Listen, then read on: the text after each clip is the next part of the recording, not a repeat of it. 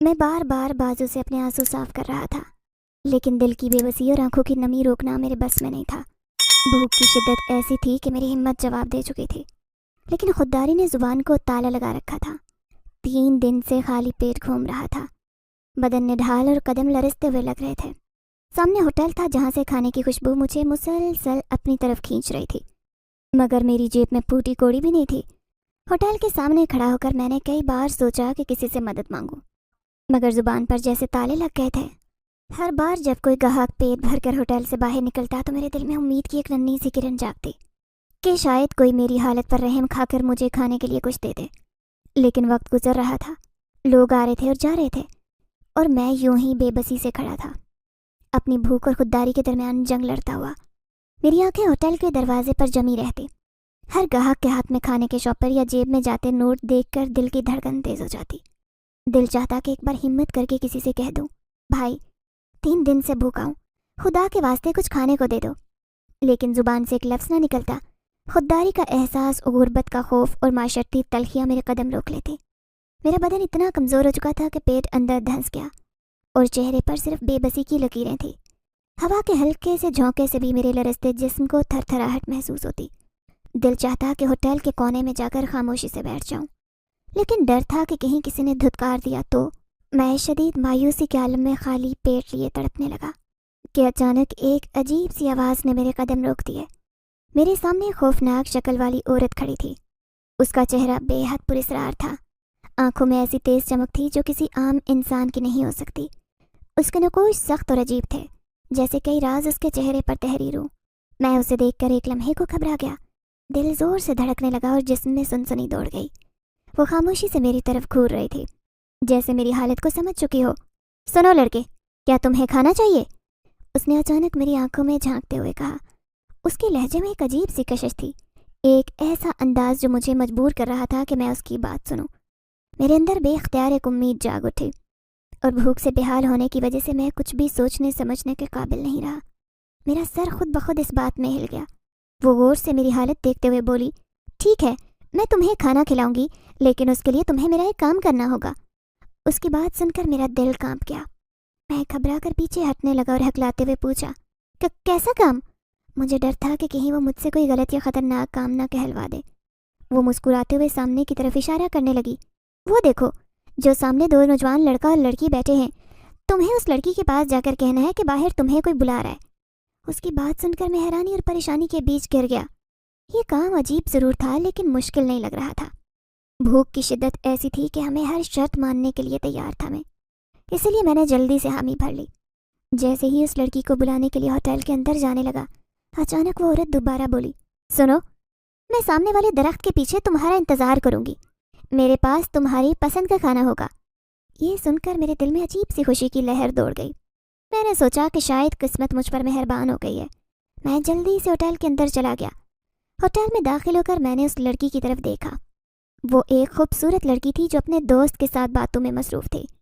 एक लम्हे के लिए मुझे हिचकिचाहट महसूस हुई, लेकिन फिर भूख का ख्याल आया और मैं उसके करीब जाकर धीमी आवाज़ में बोला, बाहर आपको कोई बुला रहा है। मेरी बात सुनकर उसकी आंखों में हैरत चमक उठी, जैसे उसे मेरी बात पे यकीन न आया हो।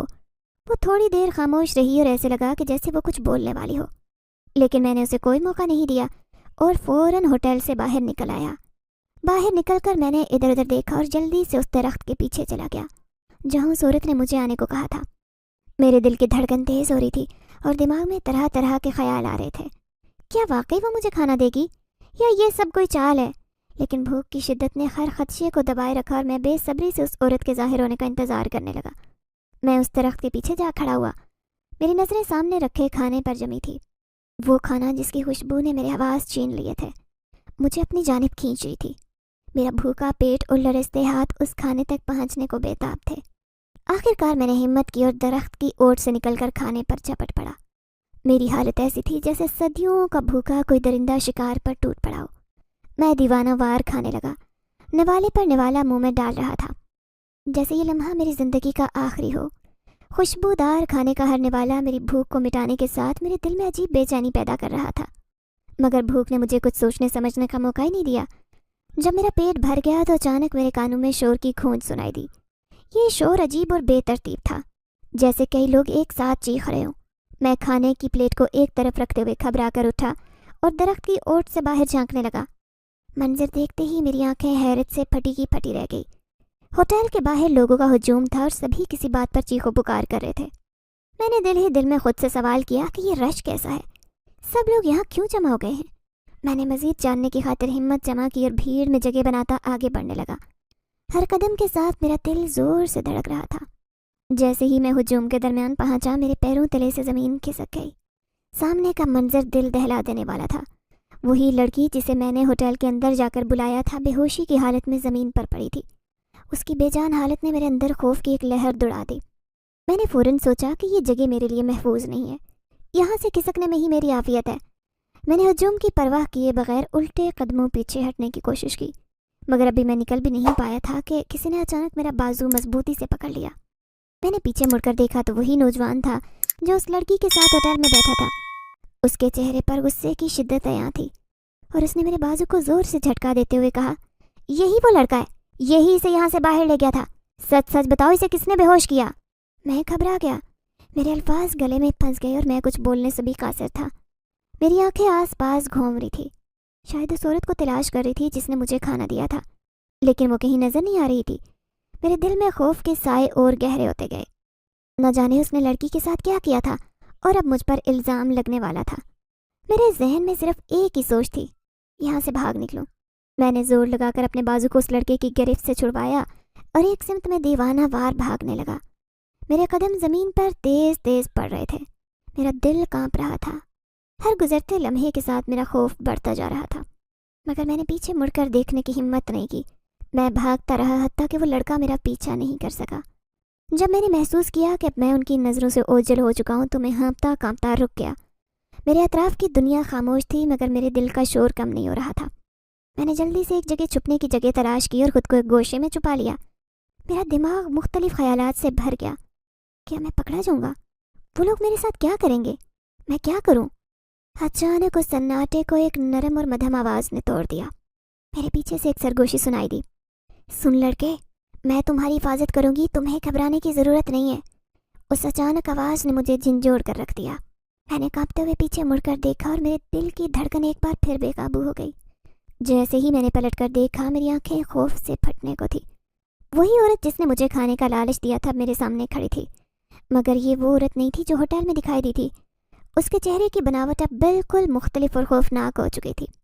اس کی آنکھیں انگاروں کی طرح دہک رہی تھی اور ان میں عجیب سی چمک تھی جو سیدھی میری روح کو جھنجھوڑ رہی تھی۔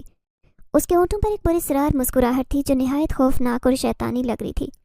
میں حیرت اور خوف کے ملے جلے جذبات کے ساتھ اس کی طرف دیکھتا رہا، لیکن جیسے ہی میری نظر اس کے پاؤں پر پڑی، میرے جسم میں سنسنی کی لہر دوڑ گئی۔ اس کے پاؤں زمین کو چھو ہی نہیں رہے تھے، وہ ہوا میں معلق تھے، جیسے کسی غیر مرئی طاقت نے اسے ہوا میں اٹھا رکھا ہو۔ یہ منظر ایسا تھا کہ میں اپنے ہوش و حواس کھو بیٹھا۔ بے اختیار میرے منہ سے ایک چیخ نکلی اور میرے قدم لڑکھڑا گئے۔ میں پیچھے کی طرف گرتا چلا گیا اور زمین پر دھڑام سے گر پڑا۔ میرا جسم کانپنے لگا اور میرے ہاتھ پاؤں بے جان ہو چکے تھے۔ میرے دل کی دھڑکن تیز ہو گئی، لگتا تھا کہ وہ میرے سینے سے دل باہر نکال لے گی۔ وہ عورت یا جو بھی تھی وہ دھیرے دھیرے میری طرف بڑھنے لگی۔ اس کے قدم نہیں چل رہے تھے بلکہ وہ ایک پراسرار انداز میں تیرتی ہوئی آگے آ رہی تھی۔ اس کی چمکتی آنکھیں مجھ پر گڑی ہوئی تھی، اس کی مسکراہٹ گہری اور پراسرار ہوتی جا رہی تھی۔ میں خوف سے کانپتے ہوئے سوچنے لگا کہ یہ عورت آخر کون ہو سکتی ہے؟ کیا یہ کوئی انسان ہے یا پھر کوئی مخلوق جو میرے لیے خطرہ بن چکی ہے؟ میرے ذہن میں ماضی کے واقعات تیزی سے گردش کرنے لگے۔ وہ لمحہ یاد آیا جب اس نے ہوٹل میں مجھے کھانے کی پیشکش کی۔ وہ بے حد مہربان اور نرم لہجے میں بات کر رہی تھی۔ اس وقت مجھے لگا کہ وہ ایک عام عورت ہے جو صرف میری مدد کرنا چاہتی ہے، لیکن اب اس کا یہ خوفناک روپ، اس کی پراسرار موجودگی میرے تمام اندازوں کو غلط ثابت کر رہی تھی۔ میری ارد گرد کا ماحول بھی بدلتا محسوس ہو رہا تھا۔ ہوا بوجھل ہو گئی تھی، ایسے لگ رہا تھا جیسے وقت رک گیا ہو۔ اس عورت کا وجود کسی پراسرار اندھیرے کی مانند تھا جو آہستہ آہستہ مجھے اپنی لپیٹ میں لے رہا تھا۔ میں نے اپنی جگہ سے اٹھنے کی کوشش کی مگر خوف نے میرے جسم کو مفلوج کر دیا۔ میرے ہاتھ کانپ رہے تھے اور میرا دل دعا مانگ رہا تھا کہ یہ سب خواب ہو اور میں جلدی سے اس بھیانک صورتحال سے نکل سکوں۔ جیسے جیسے وہ عورت میرے قریب آ رہی تھی میری سانسیں تھمنے لگی۔ میں نے اپنی تمام ہمت جمع کی اور لڑکھڑاتے ہوئے اس سے پوچھنے کی کوشش کی، تم کون ہو اور میرے پیچھے کیوں ہو؟ मगर अल्फाज मेरे गले में फंस कर रह गए। वो कुछ बोली नहीं, बस अपनी पूरी सरार मुस्कुराहट से आगे बढ़ती रही। मेरे जहन में एक ही सवाल गर्दिश कर रहा था, आखिर ये औरत कौन है और ये सब मेरे साथ क्यों हो रहा है?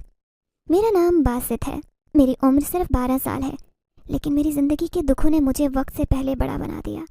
मेरे नसीब की सितम ज़रीफ़ी ये थी कि मैं यतीम था और मेरे वालिदैन की मोहब्बत और साया बचपन में ही मुझसे छीन लिया गया।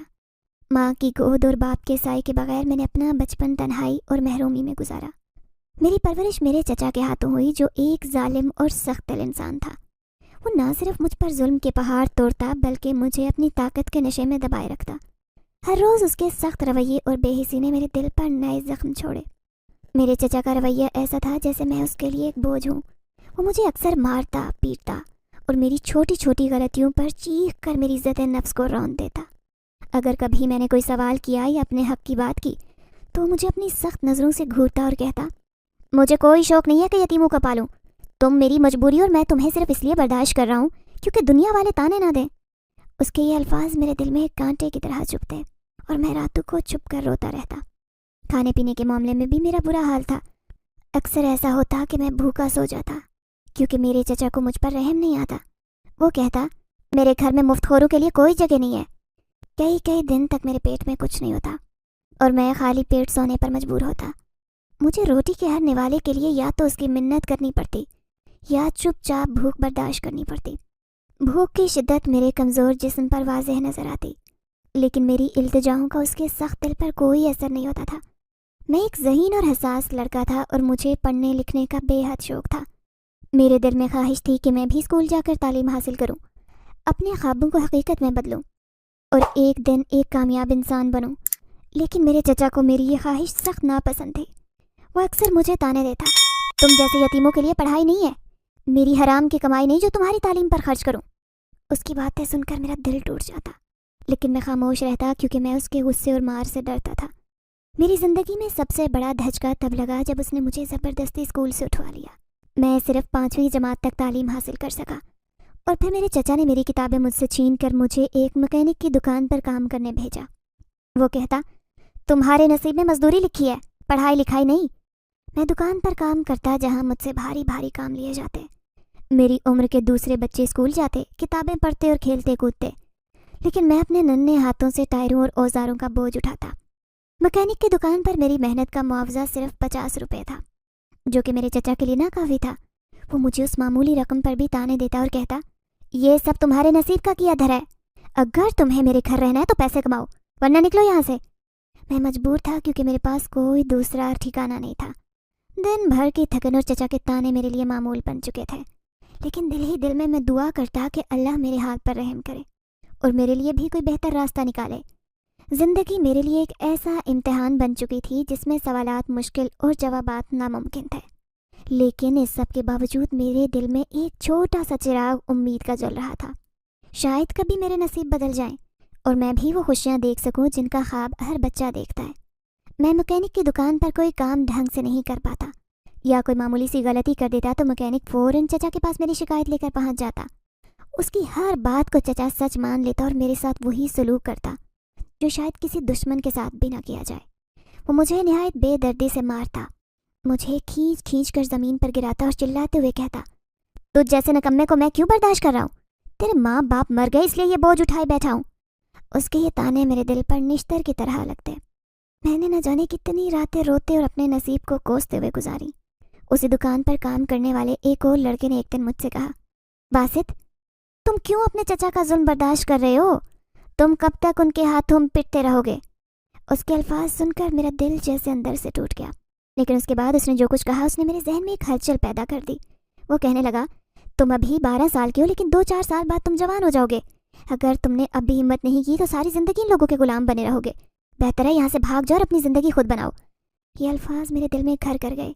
मैंने कई दिन इस बात पर गौर किया। दिल में अजीब सी कश्मकश हो रही थी, लेकिन आखिरकार मैंने दिल सख्त किया और एक रात बगैर किसी को बताए घर से निकला। मेरी ज़िंदगी के 12 साल दुख और अजियत में गुजर चुके थे। मुझे लगा कि शायद इस शहर से दूर जाकर मैं ज़िंदगी को बेहतर बना सकूंगा। मैं अंधेरे में भागता हुआ रेलवे स्टेशन पहुंचा। वहाँ खाली ट्रेन में चुपके से बैठ गया। मैं नहीं जानता था कि ये ट्रेन मुझे कहाँ ले जाएगी, लेकिन सिर्फ एक बात जानता था, مجھے اپنے چچا اور اس کی زندگی سے دور جانا ہے۔ ٹرین نے مجھے ایک دوسرے شہر پہنچا دیا، لیکن یہاں کر میری مشکلات ختم ہونے کی بجائے بڑھتی چلی گئی۔ میں ایک اجنبی تھا، ایک کمزور اکیلا لڑکا جس کے پاس کوئی ٹھکانہ نہیں تھا، نہ کوئی پیسہ، نہ ہی کوئی جان پہچان۔ شہر کی گلیوں میں گھومتے ہوئے ہر شخص مجھے خوفناک اور اجنبی لگ رہا تھا۔ میں بھوک سے نڈھال تھا، میرے پاس ایک پیسہ بھی نہیں تھا کہ میں کچھ کھا سکوں، یہاں تک کہ پینے کے لیے بھی میں ترس رہا تھا۔ میں نے کئی جگہوں پر جا کر کام مانگا، لیکن ہر جگہ مجھے دھتکار دیا گیا۔ لوگ مجھے حقارت بھری نظروں سے دیکھتے اور کہتے، یہ کوئی بھکاری لگتا ہے، اسے کام پر رکھنے کا کیا فائدہ؟ ان کی باتیں میرے دل پر چوٹ کرتی، لیکن میں بے بس تھا۔ 3 دن گزر گئے اور ان 3 دن میں میرے پیٹ میں ایک لقمہ بھی نہیں گیا۔ میری حالت اتنی خراب ہو چکی تھی کہ قدم اٹھانا بھی دشوار ہو گئے۔ بھوک اور تھکن نے مجھے بے حال کر دیا۔ میں شہر کی گلیوں میں مارا مارا پھر رہا تھا، اس امید پر کہ کوئی مجھ پر رحم کرے یا مجھے کام دے دے، لیکن ہر جگہ سے مجھے دھتکار ملی۔ میرے کپڑے گندے ہو چکے تھے اور میری شکل ایسی ہو گئی کہ لوگ مجھے دیکھ کر راستہ بدل لیتے۔ میں خود سے پوچھنے لگا، کیا میں نے غلطی کی؟ کیا مجھے اپنے چچا کے گھر سے نہیں بھاگنا چاہیے تھا؟ کیا یہ بھوک اور اذیت ہی میرا مقدر ہے؟ پھر ایک دن ایسا بھی آیا کہ میں چلتے چلتے ایک جگہ پر زمین پر گر پڑا۔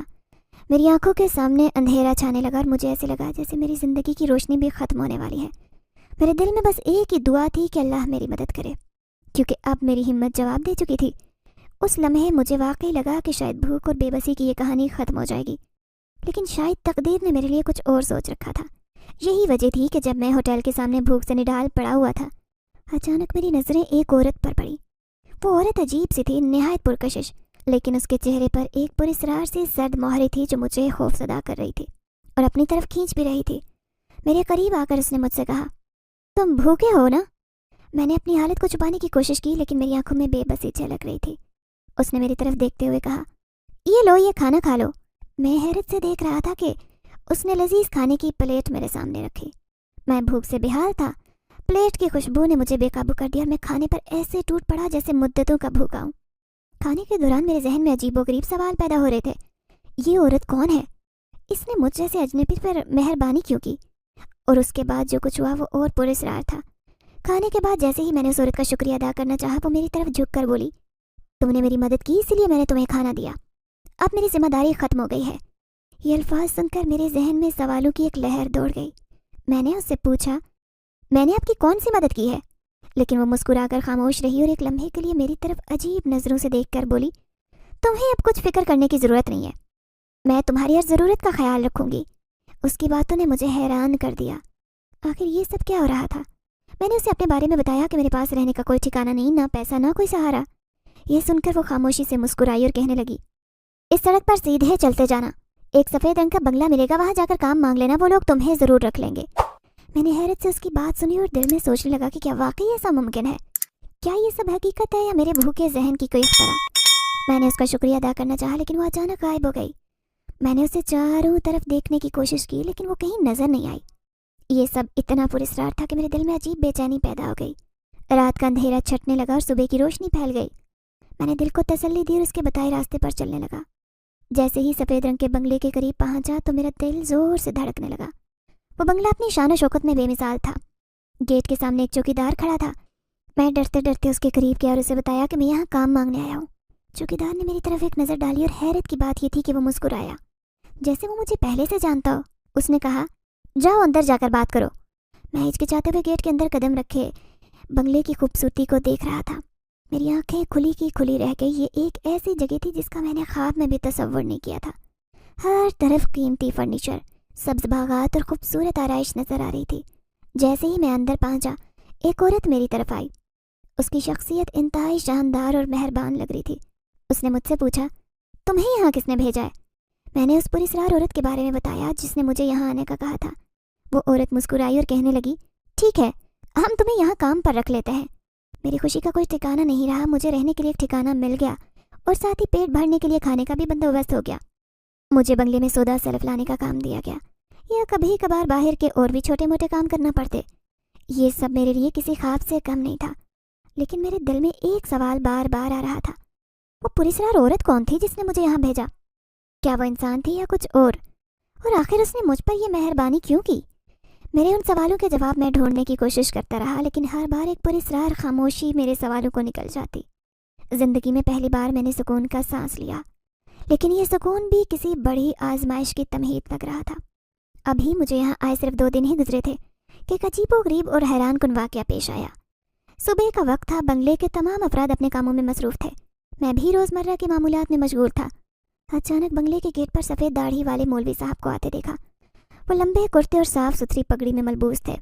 ان کے چہرے پر ایک خاص سنجیدگی تھی جو کسی عام شخص کی نہیں لگ رہی تھی۔ میں نے سوچا کہ شاید وہ دعائیں پڑھنے یا کسی مذہبی معاملے کے لیے آئے ہوں گے، لیکن بیگم صاحبہ کا چہرہ دیکھ کر اندازہ ہوا کہ معاملہ کچھ اور تھا۔ بیگم صاحبہ جو ہمیشہ پرسکون اور باوقار نظر آتی، ان کے چہرے پر پریشانی اور غم کی لکیریں واضح تھی۔ انہوں نے مولوی صاحب کو سیدھے کمرے میں لے جایا۔ ان کی رفتار میں ایسی اجلت تھی جیسے کوئی سنگین مسئلہ درپیش ہو۔ میری تجسس نے مجھے بے چین کر دیا۔ میں نے سوچا کہ اندر کیا ہو رہا ہوگا۔ کچھ دیر ہچکچانے کے بعد میں کھڑکی کے قریب گیا اور ہلکے سے جھانکنے لگا۔ جو ہی میری نظر اندر پڑی، میری آنکھیں حیرت سے پھٹی رہ گئی۔ بستر پر ایک لڑکی لیٹی تھی، وہ کوئی اور نہیں بلکہ وہی لڑکی تھی جسے میں نے ہوٹل میں دیکھا تھا۔ اس لڑکی کی حالت عجیب تھی، وہ بے سدھ لیٹی ہوئی تھی اور اس کا چہرہ زرد پڑ چکا تھا، جیسے کسی گہرے صدمے یا بیماری کا شکار ہو۔ میری ریڑھ کی ہڈی میں سرد لہر دوڑ گئی۔ دل نے کہا کہ یہ وہی لڑکی ہے جس کے بے ہوش ہونے کے بعد ہوٹل میں ہنگامہ ہوا تھا اور جس کے باعث مجھے وہاں سے بھاگنا پڑا۔ اب میں خوف زدہ ہونے لگا۔ میرے دل میں خیال آیا کہ شاید یہاں رکنا خطرناک ہو سکتا ہے۔ میں نے بھاگنے کے لیے قدم اٹھایا، لیکن پھر بیگم صاحبہ کی آواز نے مجھے رکنے پر مجبور کر دیا۔ وہ مولوی صاحب سے بات کر رہی تھی۔ ان کے چہرے میں، ان کے لہجے میں بے بسی اور دکھ نمایاں تھا۔ وہ کہہ رہی تھی، مولوی صاحب، میں بہت پریشان ہوں، میری بیٹی کو نہ جانے کس کی نظر لگ گئی ہے، کمرے سے باہر بھی نہیں نکلتی، یا تو پورا دن سوتی ہے یا جاگتی آنکھوں سے گمسم کسی سوچ میں ڈوبی رہتی ہے۔ میں سمجھ نہیں پا رہی کہ یہ سب کیا ہو رہا ہے۔ پہلے تو وہ اتنی خوش مزاج اور چنچل تھی، لیکن اب اس کی حالت دیکھ کر میرا دل کٹتا ہے۔ اس کی منگنی بھی ٹوٹ گئی ہے، اس کے بعد وہ مزید عجیب ہو گئی ہے۔ اس کا باپ بھی دوسرے ملک میں ہے، اگر اس کے ساتھ کچھ ہو گیا تو میں اسے کیا جواب دوں گی؟ بیگم صاحبہ کی آنکھوں سے آنسو جاری تھے اور ان کی آواز میں بے پناہ درد تھا۔ یہ منظر دیکھ کر میرے دل میں شرمندگی کی ایک لہر دوڑ گئی۔ مجھے لگا کہ شاید میں کسی نہ کسی طرح اس لڑکی کی موجودہ حالت کا ذمہ دار ہوں۔ مولوی صاحب جو نہایت تحمل سے بیگم صاحبہ کی باتیں سن رہے تھے، آخر کار بولے، بیگم صاحبہ، آپ فکر نہ کریں، انشاءاللہ آپ کی بیٹی بالکل ٹھیک ہوگی، لیکن کچھ باتیں ایسی ہیں جو ہم سب کے علم میں نہیں ہوتی۔ کچھ چیزیں جو میں محسوس کر رہا ہوں وہ ایسی ہیں کہ سب کے سامنے بیان نہیں کر سکتا، لیکن اتنا ضرور کہوں گا کہ آپ دعا کریں اور صبر سے کام لیں۔ مولوی صاحب کی باتیں میرے لیے اور بھی زیادہ پراسرار تھی۔ وہ آخر کیا بات چھپا رہے تھے؟ کیا اس لڑکی کی حالت کا تعلق کسی ایسی چیز سے تھا جو عام سمجھ سے باہر ہو؟ یہ سوچ کر میری بے چینی اور بڑھ گئی اور میں سوچنے لگا، کیا یہ سب کچھ اتفاق ہے یا پھر اس کے پیچھے کوئی بڑی حقیقت چھپی ہے؟ مولوی صاحب کی گفتگو نے بیگم صاحبہ کو تھوڑی تسلی دی، لیکن میرے ذہن میں سوالات کا طوفان اٹھ کھڑا ہوا۔ میں خود کو مسلسل یقین دلانے کی کوشش کر رہا تھا کہ یہ محض اتفاق ہے اور میرا اس معاملے سے کوئی بھی تعلق نہیں، لیکن دل میں کہیں نہ کہیں یہ خوف بیٹھ گیا تھا کہ شاید میں نے اس جانے انجانے میں کسی مصیبت کو دعوت دی ہے۔ اس دن کے بعد سے بنگلے کا ماحول مزید عجیب ہو گیا۔ بیگم صاحبہ اکثر پریشان نظر آتی اور وہ لڑکی بدستور اپنے کمرے میں بند رہتی۔ میں نے اس لڑکی کو دوبارہ دیکھنے کی کوشش کی، لیکن اس کے کمرے میں جانے کی ہمت نہ ہوئی۔ میرے دل میں انجانا خوف بیٹھ چکا تھا اور یہ خوف دن بدن بڑھتا جا رہا تھا۔ کھڑکی سے کان لگا کر چھپ کر ان کی باتیں سن رہا تھا۔ آخرکار بیگم صاحبہ کی اس خوبصورت بیٹی کو کیا مسئلہ ہے جو مولوی صاحب بھی انہیں یہ بات بتانے کو تیار نہیں؟ بیگم صاحبہ کافی فکر مند نظر آ رہی تھی، لیکن میری فکر دور ہو گئی تھی کہ وہ کوئی لڑکی مجھے پہچان لے گی۔ آخر کو میرے بلانے پر تو وہ ہوٹل سے باہر گئی تھی، جہاں پر جا کر وہ بے ہوش ہو گئی تھی۔ پھر بعد میں وہ عورت نہ جانے کہاں غائب ہو گئی۔ اب میں بے فکری سے بنگلے میں کام کر رہا تھا، لیکن جب میں لان میں موجود پھولوں کی صفائی کر رہا تھا تبھی مجھے محسوس ہوا کہ جیسے کوئی مجھے گھورے جا رہا ہو۔ میں نے جیسے ہی پلٹ کر دیکھا، وہ لڑکی بالکل میرے پیچھے کھڑی تھی، شاید مجھے پہچاننے کی کوشش کر رہی تھی۔ اچانک اس نے چلانا شروع کر دیا۔ وہ اپنی ماں کو آوازیں لگا رہی تھی، جبکہ میں پریشان ہو گیا، کیا اس نے مجھے پہچان لیا ہے؟ وہ اپنی ماں سے لپٹ کر عجیب و غریب بات کر رہی تھی، امی مجھے بچاؤ، یہ مجھے اپنے ساتھ لے جائے گی۔ وہ میری طرف اشارہ کرتے چلا رہی تھی، جبکہ بیگم صاحبہ اسے حیرت سے دیکھ رہی تھی۔ مجھے بھی کچھ سمجھ نہیں آئی تو میں سمجھ رہا تھا کہ اس نے مجھے پہچان لیا، لیکن مجھے خوشی تھی کہ اس نے مجھے نہیں پہچانا، بلکہ وہ اپنی بیماری کے زیر اثر ایک عجیب و غریب بات کر رہی تھی، جبکہ بیگم صاحبہ غصے سے مجھے گھور رہی تھی۔ انہوں نے اپنی بیٹی کو کمرے میں بھیج دیا، جبکہ وہ میرے سر پر کھڑی ہو کر کہنے لگی، کیا کہا تھا تم نے میری بیٹی کو؟ میں حیرت سے کہنے لگا، بیگم صاحبہ میں تو ایک بچہ ہوں، میں بھلا انہیں کیا کہہ سکتا ہوں؟ مجھے تو معلوم بھی نہیں کہ وہ آپ کی بیٹی ہیں، میں نے آج پہلی دفعہ انہیں دیکھا۔ یہ سن کر ان کے چہرے پر اطمینان نظر آنے لگا، وہ کچھ پریشان سے لگ رہی تھی۔ پھر مجھے کہنے لگی کہ گھر میں آئے مہمانوں کو تم نے کبھی نہیں بتانا کہ میری بیٹی بیمار ہے، اس بات کا خاص خیال رکھنا ہے۔ میں نے ان کی ہاں میں ہاں ملا دی، لیکن آخرکار اس کے ساتھ کیا معاملہ ہے مجھے سمجھ نہیں آئی۔ گھر میں دونوں ماں بیٹی کے علاوہ کوئی تیسرا تھا بھی نہیں۔ میں بنگلے میں موجود بنے سرونٹ کوارٹر کے ایک چھوٹے سے کمرے میں رہتا۔ یہاں ایک اور ملازمہ بھی رہتی جو پورا دن بنگلے کا کام کاج نپٹاتی۔ آج بڑا ہی گرم دن تھا، اس لیے مجھے اپنے کمرے میں نیند نہیں آ رہی تھی۔ میں کھڑکی میں آ کر کھڑا ہوا اور ادھر ادھر دیکھ کر ٹائم پاس کر رہا تھا۔ اچانک میری نظر بیگم صاحبہ کی بیٹی کے کمرے کی کھڑکی پر پڑی۔ وہ کھڑکی میں ہی کھڑی تھی، لیکن مجھے دور سے بھی محسوس ہوا کہ جیسے اچانک اس کی نظر مجھ پر پڑی اور وہ بنگلے سے ہٹ گئی۔ پورے بنگلے کی روشنی جو بند پڑی تھی، اچانک ساری لائٹس روشن ہوئی۔ مجھے اس لڑکی کی رونے کی آواز آ رہی تھی، جبکہ میں حیران تھا کہ وہ آدھی رات کو کیوں رو رہی ہے۔ تبھی ایک آدمی مجھے سرونٹ کوارٹر کی طرف آتا دکھائی دیا۔ میرے سامنے آ کر رک گیا۔ اس کی آنکھوں میں غضب ناکی تھی، پھر مجھے بازو سے کھینچتا ہوا بیگم صاحبہ کے پاس لے کر جانے لگا۔ وہ بیگم صاحبہ سے کہنے لگا، یہی ہے وہ لڑکا جسے دیکھ کر آپ کی بیٹی ڈر رہی ہے۔ وہ لڑکی دونوں ہاتھوں میں چہرہ چھپائے رو رہی تھی۔ جیسے ہی وہ لڑکی چپ ہو کر مجھے دیکھنے لگی تو اس کی آنکھوں میں حیرت کی چمک تھی۔ وہ اپنی ماں سے کہنے لگی، لیکن وہ کوئی لڑکا نہیں بلکہ ایک عورت تھی جو مجھے سرونٹ کوارٹر کی کھڑکی میں کھڑی دکھائی دی۔ یہ سن کر بیگم صاحبہ کی حیرت کی انتہا نہ رہی۔ وہ حیرت سے اپنی بیٹی کو کہنے لگی، نوشی کیا کہہ رہی ہو تم؟ دیکھو بیٹا، کسی بات کو ذہن پر سوار نہیں کرتے، یہ تو ایک چھوٹا لڑکا ہے، اسے میں نے ہی کام پر رکھا ہے، آخر تم اس بچے سے اتنی خوفزدہ کیوں ہو؟ میں مجرم کی طرح سر جھکائے ان کے سامنے کھڑا تھا، جبکہ نوشی کی آنکھوں میں شدید الجھن تھی۔ ایسے لگ رہا تھا جیسے وہ کسی بات کے زیر اثر ہو۔ پھر بیگم صاحبہ نے مجھے سرونٹ کوارٹر میں جانے کے لیے کہہ دیا، لیکن مجھے ایسے لگتا جیسے کوئی بات ضرور ہے۔ بیگم صاحبہ کی بیٹی مجھے دیکھ کر خوفزدہ ہو جاتی، اس کا مطلب ہے کہ کوئی ایسی بات ہے جو اسے تنگ کر رہی ہے، لیکن وہ اپنی ماں سے بھی نہیں کہنا چاہتی۔ پھر اس دن میں کیاری صاف کر رہا تھا جب کوئی چپکے سے میرے پیچھے کھڑا ہوا۔ میں نے جیسے ہی پلٹ کر دیکھا، نوشی میرے پیچھے تھی، لیکن اب کی بار وہ مجھے دیکھ کر خوفزدہ نہیں ہوئی۔ کیا نام ہے تمہارا؟ وہ مجھ سے بڑے نرم لہجے میں سوال کر رہی تھی۔ میں گھبرا کر کہنے لگا، میرا نام باسط ہے چھوٹی بیوی۔ تبھی اس نے میری آنکھوں میں دیکھا اور غور سے دیکھتے ہوئے کہنے لگی، میں تمہیں پہچان گئی ہوں، تم وہی ہو نا جو مجھے ہوٹل میں بلانے آئے تھے؟ اگرچہ تم صرف میرے سامنے 1 سیکنڈ کے لیے رکے تھے، لیکن میں اچھے سے پہچانتی ہوں۔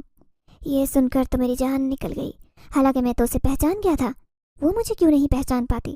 پھر میں سر جھکا کر کہنے لگا، جی ہاں، مجھے معاف کر دے چھوٹی بیوی، میں وہی لڑکا ہوں، لیکن میں جان بوجھ کر آپ کو بلانے نہیں آیا تھا۔ میری بھوک نے مجھے مجبور کیا کہ میں اس عورت کی بات مان کر آپ کے ساتھ یہ سب کروں، لیکن آپ بے ہوش ہو جائیں گی یہ تو میں نے خواب میں بھی نہیں سوچا تھا۔ اس کے چہرے پر بڑی اداسی تھی، پھر وہ کہنے لگی، جانتے ہو اس رات کے بعد سے ہی میری قسمت کی سیاہی عروج پر ہے۔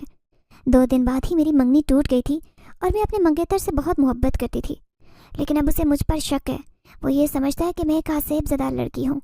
اس کی اداس آنکھوں کو دیکھ کر مجھے شرمندگی ہو رہی تھی۔ پھر میں جذباتی ہو کر کہنے لگا، لیکن آخر اس عورت نے آپ کے ساتھ ایسا کیوں کیا؟ آپ تو ایک اچھی لڑکی ہیں، پھر وہ کس بات کا بدلہ لینا چاہتی تھی؟ تبھی نوشی نے میری آنکھوں میں جھانکا اور کہنے لگی، وہ عورت نہیں بلکہ جن زادی تھی، شاید اس نے مجھ سے کوئی بدلہ لینا تھا، اسی لیے یہ سب کیا۔ یہ سن کر میری آنکھوں میں خوف کی چمک پیدا ہوئی۔ مجھے یقین نہیں آیا کہ نوشی بیوی نے ابھی ایسی بات کی ہے جو بالکل ماننے والی نہیں ہے۔ میری آنکھوں میں بے یقینی دیکھ کر وہ کہنے لگی، کیا تمہیں یقین نہیں آتا؟ یہی حقیقت ہے، اب وہ تمہاری صورت میں اس گھر میں بھی آ چکی ہے، جو مجھے ہر وقت خوف زدہ کرتی ہے، لیکن آخر آپ نے ایسا کیا کیا ہے؟ اب مجھے پوری بات جاننا تھی۔ میں اتنا بھی چھوٹا بچہ نہیں تھا، ان باتوں کو خوب سمجھتا تھا۔ تبھی اس نے ادھر ادھر دیکھا اور کہنے لگی، میں تمہیں یہ سب بتاؤں گی لیکن جب وقت آئے گا۔ لیکن مجھے حیرت یہ ہے کہ وہ مجھے کہیں دکھائی نہیں دے رہی، نہ ہی مجھے تم سے ڈر لگ رہا ہے۔ یہ سن کر میں تھوڑا خوش ہوا۔ نوشی بیوی نے آج مجھے اپنے دل کی بات کہی تھی کہ ان کے ساتھ کیا معاملات چل رہے تھے۔ یہ بات تو مجھے بھی پتہ چل جاتی، لیکن بیگم صاحبہ نے ایک دن مجھے بلا کر سختی سے کہا کہ میں نوشی سے دور رہوں، کیونکہ وہ مجھ سے ڈرتی رہتی ہے۔ نوشی ان کی اکلوتی بیٹی تھی، ظاہر ہے کوئی بھی ماں یہ نہیں چاہے گی کہ ان کی اولاد کو کوئی بھی تکلیف پہنچے، لیکن میں نوشی بیوی کا خیال پہلے سے زیادہ رکھنے لگا۔ میں چاہتا تھا کہ وہ بالکل ٹھیک ہو جائے، کیونکہ ان کی آنکھوں میں بہت اداسی تھی، لیکن میرے ساتھ کیا ہونے والا ہے یہ میں نہیں جانتا تھا۔ جب ایک رات میں سو رہا تھا تو اچانک ہی مجھے کچھ عجیب سا لگنے لگا، ایسے لگا جیسے میری چارپائی کے پاس کوئی کھڑا ہو۔ میں جیسے ہی نیند سے اٹھ کر بیٹھا تو حیرت کی انتہا نہ رہی۔ وہی عورت مجھے غصے سے کھڑی ہو کر گھور رہی تھی۔ یہ تم کیا کر رہے ہو؟ وہ مجھ پر چلا رہی تھی، اس کی آواز صرف میں ہی سن رہا تھا۔ میں حیرت سے کہنے لگا، میں نے کیا کیا ہے؟ میں اس کی اصلیت اچھے سے پہچان گیا تھا، لیکن مجھے اپنے اوپر حیرت ہو رہی تھی کہ میں ذرا خوفزدہ نہیں تھا۔ پھر وہ کہنے لگی، میں تمہیں یہاں اپنے لیے لے کر آئی ہوں، میری بات مانو گے تو تمہیں مالا مال کر دوں گی۔ یہ لڑکی، اس سے مجھے اپنا بدلہ لینا ہے۔ جس انسان پر میں عاشق تھی وہ اس سے محبت کرتا تھا، اس سے شادی کرنا چاہتا تھا، تبھی تو میں اس کے ساتھ یہ سب کر رہی ہوں۔ مجھے جنزادی پر بہت غصہ آیا۔ میں کبھی بھی اس لڑکی کے ساتھ کچھ غلط نہیں ہونے دینا چاہتا تھا، لیکن میں جاننا چاہتا تھا کہ آخر وہ اس لڑکی کے ساتھ کیا کرنے والی ہے۔ میں سہما ہوا اس کے سامنے بیٹھا تھا۔ تبھی وہ کہنے لگی، میری بات مانو اور اپنی زندگی بدل لو، تم ابھی بہت چھوٹے ہو، ایک یتیم لڑکے ہو، میں تمہیں مالا مال کر دوں گی، بس تم نے میری چھوٹی سی مدد کرنی ہے۔ کیسی مدد؟ اب میں حیران تھا۔ تبھی وہ 2 قدم چلتی میرے قریب آئی۔ ایسے لگ رہا تھا کہ اس نے مجھ پر کوئی جادو کر دیا ہے، کیونکہ میں اس کے سامنے اپنے آپ کو بالکل بے بس محسوس کر رہا تھا۔ وہ کان میں سرگوشی کرتے ہوئے کہنے لگی، کل وہ مولانا اس گھر میں آ رہا ہے، تم کسی طرح نوشی کو اس گھر سے باہر بھیج دینا۔ جیسے ہی وہ گھر سے جائے گی میرا مقصد پورا ہو جائے گا۔ اس کی ماں جو چاہتی ہے وہ اپنے مقصد میں ناکام ہو جائے گی، لیکن مجھے ہر صورت میں ابھی اپنا بدلہ لینا ہے، اس لیے میں کسی بھی طرح اس کی زندگی میں واپس نہیں جانا چاہتی۔ میں حیران تھا کہ آخر وہ ایسا کیوں کر رہی ہے؟ بھلے بھی وہ ایک طاقتور جنزادی ہے، لیکن اسے کسی انسان کو ستانے کا کوئی حق نہیں۔ لیکن وہ مجھے خوب لالچ دے رہی تھی۔ میں بھی سوچ رہا تھا کہ میں کم عمر ہوں، آخر کب تک اس گھر میں رہ کر ضرورتیں پوری کروں گا؟ مجھے بھی زندگی میں بہتری لانے کا حق ہے۔ ایک طرف تو نوشی تھی، دوسری طرف جنزادی تھی جو نہایت طاقتور تھی، اپنی طاقت سے کچھ بھی کر سکتی تھی، اس لیے مجھے کسی ایک کا ساتھ دینا ہوگا۔ میں کل نوشی کو اس گھر سے بھیج دوں گا۔ میں دل ہی دل میں منصوبے بنا رہا تھا، لیکن اگلے دن حیران رہ گیا جب مجھے اس گھر سے قرآن پاک کی تلاوت کی آوازیں آنے لگی۔ صبح ہی صبح پورے گھر میں صفائیاں ہو رہی تھی، سارے ملازم خوب کام کر رہے تھے۔ بیگم صاحبہ مجھے کہنے لگی، تم بھی اچھے سے صفائی ستھرائی کر کے یہ سارا سامان دے آنا۔ اس نے مجھے خوب ڈھیر ساری مٹھائیاں لانے کا کہا۔ وہ کل ہی مٹھائیوں کا آرڈر دے چکی تھی۔ میں حیرت سے کہنے لگا، بیگم صاحبہ خیریت تو ہے؟ آخر گھر میں کیا ہو رہا ہے؟ تو وہ کہنے لگی، آج میرے گھر میں قرآن خوانی ہے، اس لیے میں نے سارا اہتمام کیا۔ میری بیٹی جو بہت دن سے بیمار ہے، جس کی شادی ہونے والی تھی، اس کی منگنی ٹوٹ گئی، صرف اس وجہ سے کیونکہ نہ جانے اس پر کس چیز کے اثرات ہو گئے، جس کی وجہ سے وہ عجیب و غریب حرکات کرنے لگی تھی۔ لیکن میں چاہتی ہوں کہ وہ بالکل ٹھیک ہو جائے۔ مجھ سے اپنی بیٹی کی حالت دیکھی نہیں جاتی۔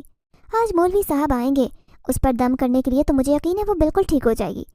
وہ ایک ماں تھی، کتنی امید کر رہی تھی کہ اس کی بیٹی ٹھیک ہو جائے، لیکن میں اس کی امید توڑ دوں گا۔ جب میں بہانے سے نوشی بی بی سے کہوں گا کہ آپ کا منگیتر کسی جگہ پر آپ کا انتظار کر رہا ہے، انہیں اپنے ساتھ لے جانا بہت آسان تھا، کیونکہ وہ اپنے منگیتر سے بہت محبت کرتی تھی۔ لیکن میں ایسا کر کے ان کے ساتھ کوئی دھوکہ تو نہیں کروں گا۔ بار بار سوچیں میرے ذہن میں آ رہی تھی۔ اب میں ان کے سامنے کھڑا تھا۔ وہ ایک کمرے میں اداس سی بیٹھی تھی۔ میں ان کے سامنے جا کر کہنے لگا، آخر اس رات آپ کے ساتھ کیا ہوا تھا؟ آپ کیوں بے ہوش ہو گئی تھی؟ اس نے غور سے مجھے دیکھا، پھر کہنے لگی، جب سے اظہر کے ساتھ میری منگنی ہوئی تھی، تب سے ہی ہمارے ساتھ کچھ عجیب و غریب ہو رہا تھا۔ میں اس سے بہت محبت کرتی تھی، لیکن سب کا کہنا تھا کہ اظہر کے اوپر ایک جن زادی عاشق ہے، اور اس کے ساتھ جو بھی منگنی کرے گی لڑکی، وہ خوش نہیں رہے گی بلکہ بیمار ہو جائے گی۔ لیکن میں نے کسی کی بات نہیں مانی اور اس سے منگنی کر لی، کیونکہ میں اس سے سچی محبت کرتی تھی۔